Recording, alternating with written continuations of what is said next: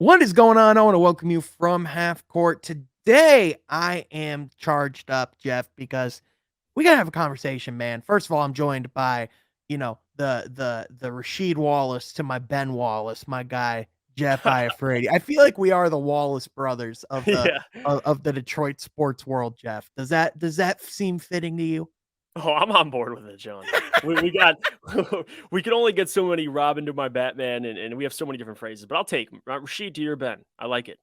Or we could always go back in our like back we could always pull out like our Pistons point guards. So like you could be Carlos Arroyo, I Oh could my be Will god. Bynum. Yeah, We you know, could we'll we do could you can we keep could that. bring back some class. But Yeah. with that, anyway, Jeff, speaking of throwing it back, we're talking Ben Wallace today. Yes. And we're not naming names, but the person will know who they are. There's been people spewing some bull on Ben Wallace lately, and we're here to set the record straight because Jeff, Ben Wallace is the only undrafted player to ever make it to the Hall of Fame. He is the only player to make it to the Hall of Fame almost entirely predicated on what he did in the defensive end of the ball.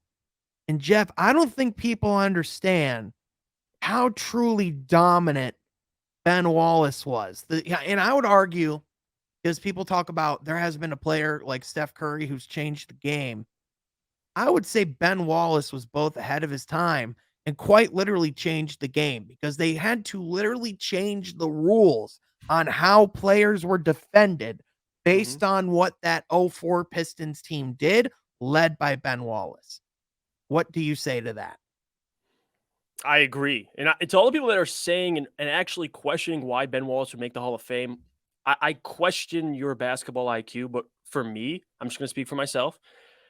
I look at what a player does great. If you have players making the Hall of Fame that are great offensively, like Hall of Fame level offensively, but weren't very good defensively, why are we going to knock a guy for being all time great defensively and not great offensively? For me, I this is how I look at the Hall of Fame. Can you do is it defense? Is it offense? How do you impact the game to the point where it's great, all time great? And Ben Wallace defensively, man, like there's no one like him for his size and what he was able to do. You mentioned it, only undrafted free agent to make the Hall of Fame. The fact that he was even considered, like that means a lot. And Ben Wallace too. I mean, we could run through his accolades as well. He has the most, or he's tied for the most defensive players of the year awards in NBA history. Obviously, we know 5-time All Defense First Team. He's a champion. Don't forget that as well. He's made another Finals after that. I believe he's also the Two-time only rebound leader. NBA player in only player in NBA history with more blocks and steals than Yes. turnovers and fouls. It's ridiculous.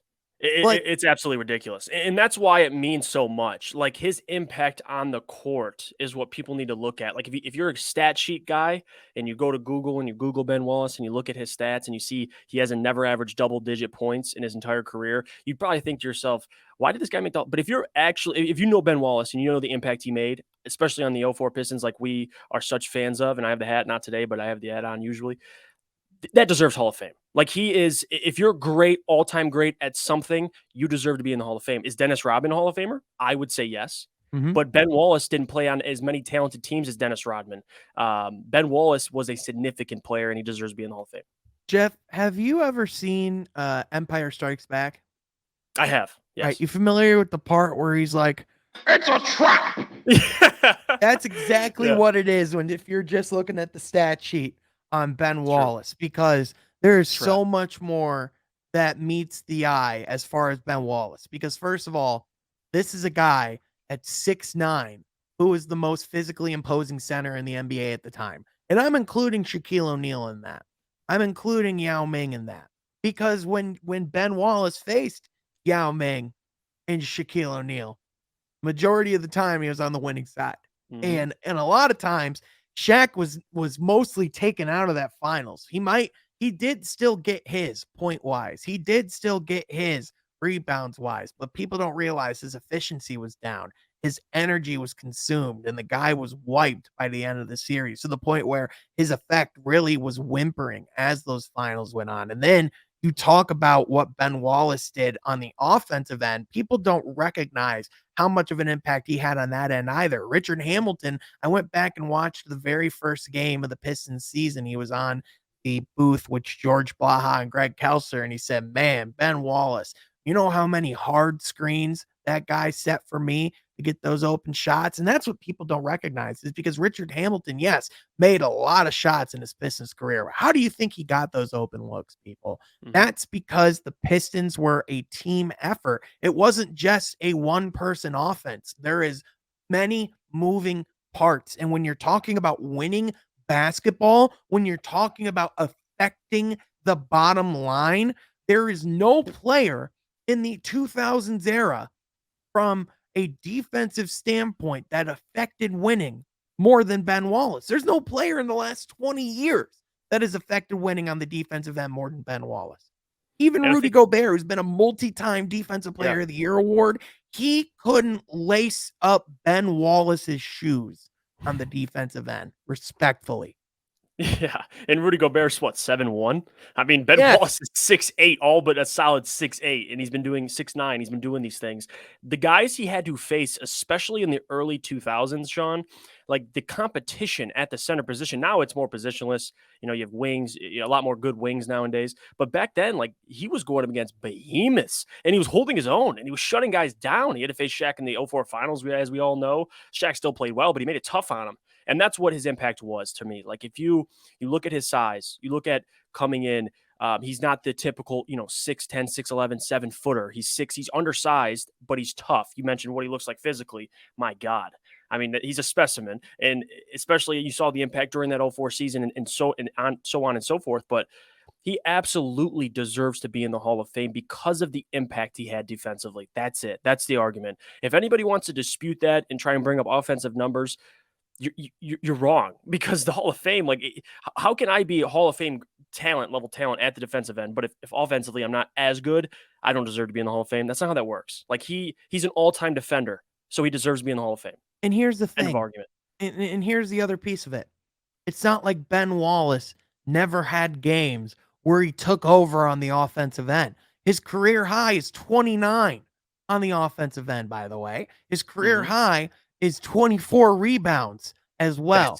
This That's is a it right there. guy, this is a guy that can affect the game in multiple ways. But the way that roster worked, the way that roster won basketball games, the bottom line was that our offensive players were Chauncey Billups, Richard Hamilton, and Rasheed Wallace because those guys, that's what their job was.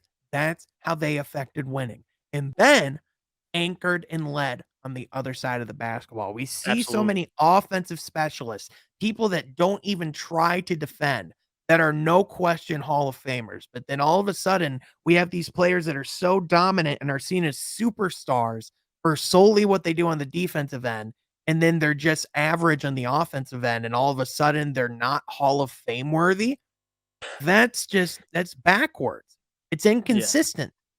And it doesn't value absolutely. the most important side of the basketball, which is what has led the Golden State Warriors, by the way, to win their championships. You go back and watch the last NBA Finals, Jeff, you're going to find that the Golden State Warriors won that finals on the defensive end. Hmm. They didn't win it on the offensive end. Yes, they were awesome on the offensive end. Steph Curry, lights out, did amazing things, but it was their defense. It was how they crippled Boston through hedging and through switching and through everything that they did on the defensive side of the ball. That's what wins championships. And so with that, Ben Wallace is literally the epitome of that. 6-time all defensive team, 5 times all NBA, 4 times defensive All player of the NBA. year, 5-time all NBA, Jeff, Think about that. just for All what he did NBA. on the defensive end. Yeah. But he's not a Hall Hey, of Famer. hey, I'm a resume guy. That's on his resume. Tell me if you seriously believe he doesn't be in the Hall of Fame. Please comment down below. Please tell me, plead your case because I can't see it. I really can't. Big Ben is an all time great, and I know I'm a little biased. I'm a Pistons fan, but I think even guys outside of the Pistons community, Pistons fans, you can appreciate Ben Wallace. If you truly believe that Ben Wallace is not a Hall of Fame caliber basketball player, you don't know basketball. And with that, what do you think? Let us know in the comment section down below. Tell us your favorite Ben Wallace moment. and let's spread positivity and celebration on one of the greatest players in the history of Detroit sports. And with that, we want to thank you all so much for tuning in. We will catch you guys next time from Half Court. Sure to subscribe.